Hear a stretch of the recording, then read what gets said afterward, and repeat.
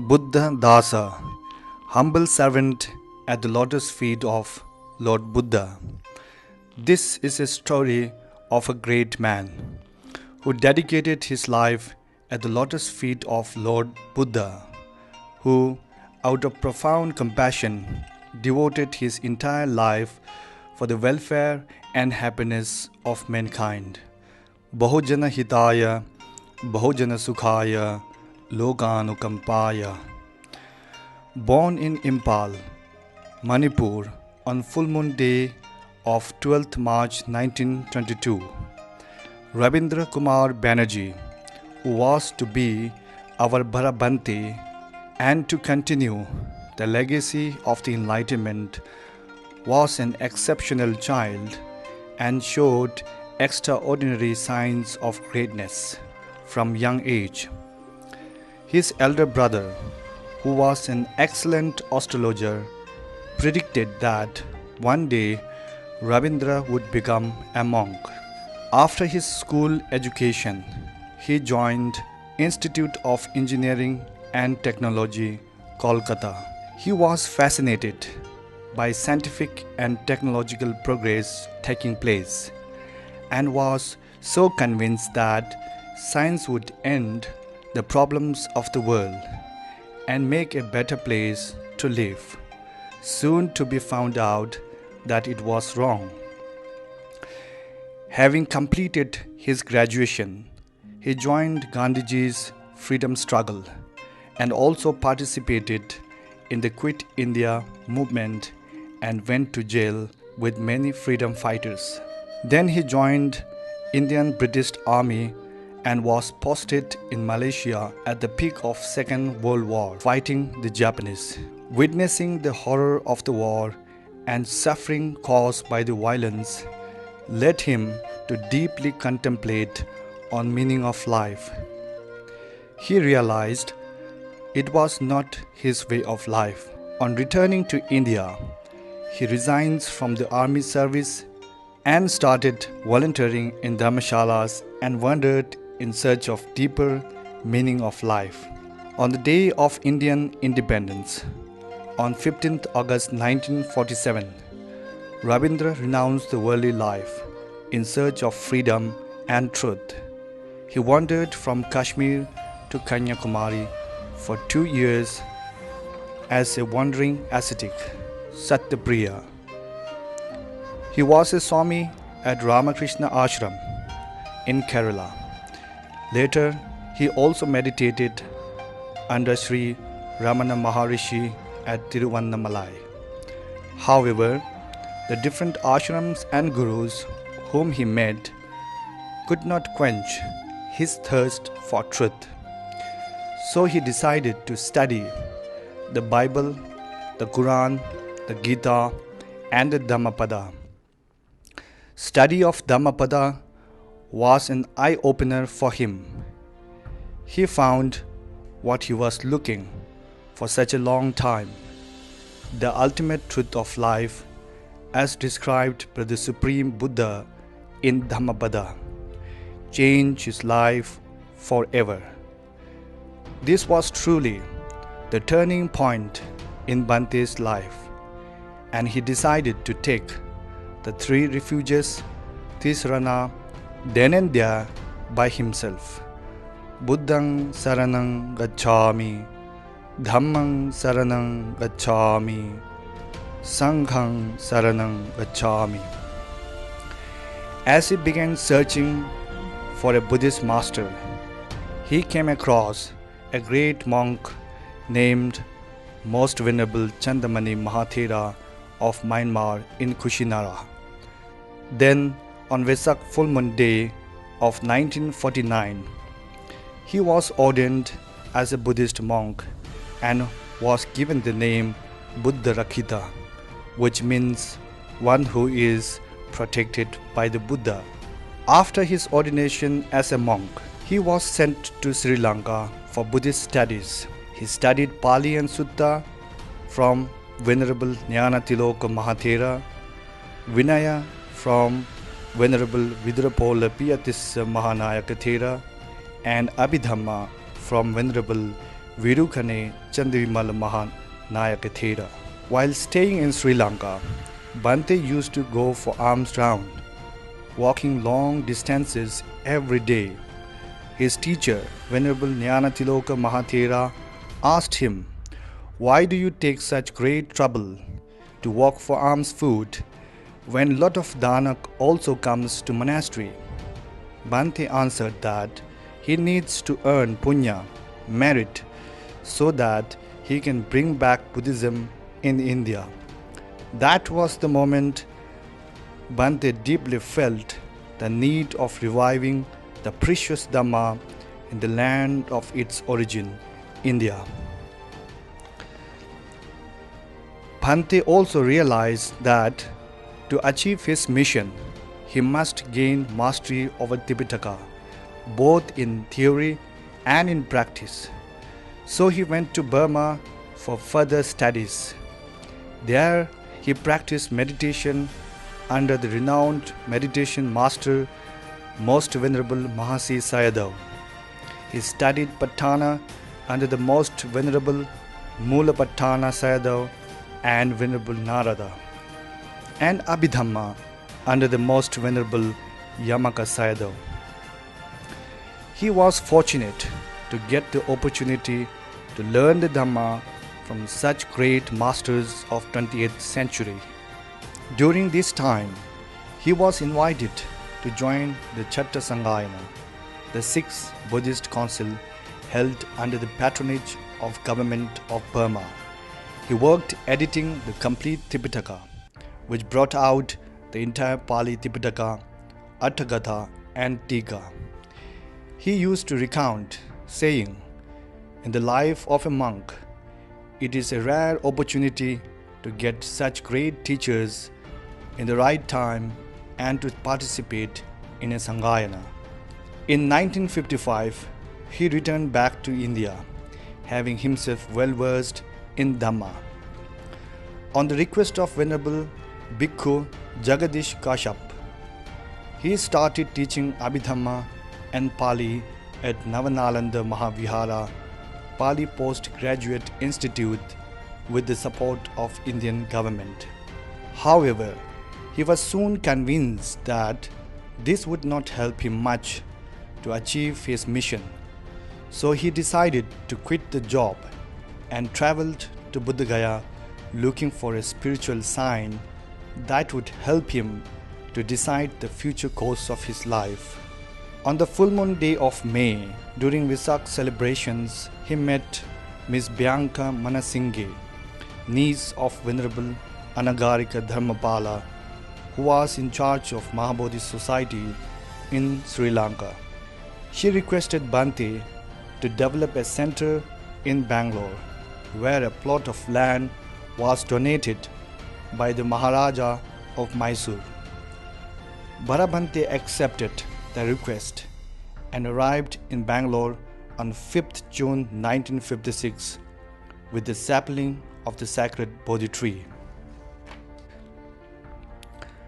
With the planting of that Bodhi sapling, Mahabodhi Society was established, and as it started growing, the great saga of Mahabodhi Society too started unfolding. With just 30 rupees in hand and from a thatched kuti of coconut leaves, with sheer determination, Bhante transformed it into a beautiful spiritual sanctuary that we can witness today.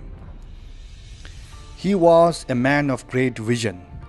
From the very beginning, he started giving discourses and teaching meditation as Dhammadana. He realized that without creating human resource, it is impossible to carry out the Dhamma work. So he started monastic training center and meditation centers. People from India and abroad were ordained, and he put forth great effort in teaching and training them. Compassion in action was his mission. His compassion moved him to start hospital dana services by distributing fruits, and buns to poor patients. Not only that, he was so determined to help the poor patients that he built hospitals for them, following the advice of the Buddha: "One who serves the sick serves me." That is how Mahabodhi Burns and Casualty Center came up in Victoria Hospital, Rural Health Care Center at Sakalwara, and he donated thousands of artificial limbs to differently able people. It was his nature to respond to suffering people instinctively. When thousands of Tibetan refugees came to India, he was one of the earliest to respond with relief and to help raising funds to build settlements in South India. He clearly saw that the three-pronged approaches are necessary for the revival of Buddha Dhamma in India. The first one is spiritual practice. For that, he was running Monastic training center, discourses and meditation camps. Second one was educational. Without education, no society can come up in this intellectually driven world. So he took up moral and secular educational programs to empower the minds, which was the basic necessity for poor people to come up in life. The third one is economic development. This can happen through right livelihood, which means to work hard to earn without harming others. To achieve this, he started branches in Mysore, Arunachal Pradesh, Tripura, and Ladakh. This holistic developmental approach is still what is followed in Mahabodhi institutions all over India. He was also a prolific writer and started his own printing press called Tipitaka Press. He published two monthly magazines, Swayam Sahaya and Dhamma. Later is still running after 40 years, and in addition to this, hundreds of books were authored by Bantiji. He was a great Dhamma teacher and a tough one, no doubt. He said, "The kleshas, defilements, have taken deep roots over countless lives, and there is no other way but to tackle them with a strong mind. This will not happen without a highly disciplined life based on morality, meditation, and wisdom as taught by the Buddha." His one clear advice to monks was not to compromise with anything, but stick to the Dhamma and Vinaya scrupulously. For him, every truth seeker was equally important, and he would go out of the way to teach them. He would spend a lot of time in instructing and guiding individually, no matter how troublesome it can be for his health. Patience and persistence he employed was worthy of emulation. He was a true Kalyana Mitra, a noble friend who wished nothing but happiness of his disciples. He showed us by example that there is freedom and richness in simplicity and renunciation. He was a model of renunciation for all monks at the monastery. His clothes were made of over 30 to 40 years old shawls and scarves, which were stitched again and again and formed into warm clothing. He was very respectful to environmental issues, and by nature he loved natural way of life. He loved trees and flowers and was very sensitive to them. He would pay a lot of attention to save a plant if it is drying or dying. When it comes to his daily puja and meditation, He did not compromise with anything. Even during serious sickness, he would reach to puja room and offer vandana and meditate for hours together. Bharabhante, not only did he follow the path of Dhamma himself, but he would exhort everyone to practice and to preserve it for the future generations. He often used to tell that till we attain Nibbana, we have to come back to this samsara again and again. We need pure Buddha's teachings. If we establish good monastic sangha and good lay society, we may land up again here and get all the suitable conditions to attain Nibbana. If we don't strive for creating such a society, we are the losers. The real service to oneself is by making oneself more selfless for others. Bhante's approach to life was simple and clear: to live with understanding, so that every moment of life is used for further spiritual progress. Every action has to conduce to fulfillment of one or the other parami. He considered every good deed as an offering of flower at the lotus feet of Lord Buddha. He worshipped the Buddha through actions. Age has no impact on his work. He had undergone 7 operations, including open heart surgery, but he did not let it hinder his work for sasana. He would often say, "I will continue to work till my last breath." As it's the law of nature, in 2010, Bhante fell severely sick, but we could see Bhante undisturbed and calm.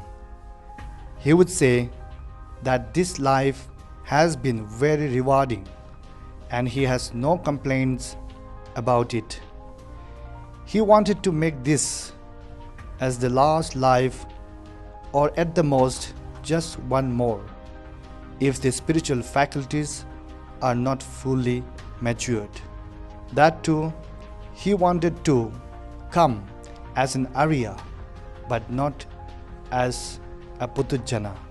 In his coming life, he wished to become a monk at the age of 7 and live a strict, holy life until he gets enlightened.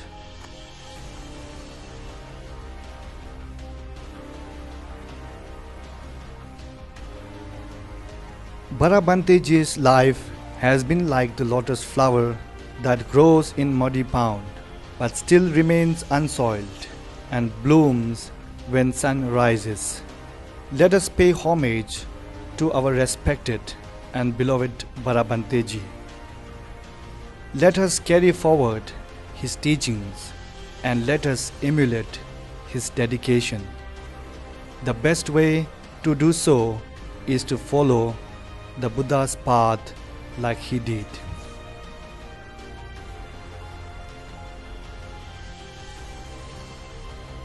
Bharabhanteji would often say, "If there is any honor which can be considered as highest, then it is to be Buddhadasa, a humble servant at the lotus feet of the Buddha."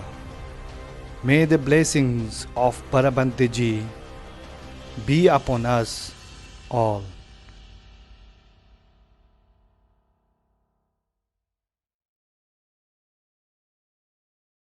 Mahabodhi started in a small way, my dear, and it has grown this size. And it will grow far more, believe me. All because of the good work and the good mind. There is nothing that a human being cannot do if he or she wants to. You can become a Buddha, the most perfect one, the supremely enlightened teacher of gods and men. So if you really want to do something good, nothing will come all the way. But you must be prepared to pay a price for this. And the price is discipline, purity, holiness, nobility of mind, not meanness, not selfishness. Keep that in mind. May the grace of Lord Buddha surround your lives. May you all be enabled to live the path of metta, walk on the path of metta, live the life of metta. Nothing is greater than metta, universal love, the peaceful path of goodwill and amity. May you all be happy.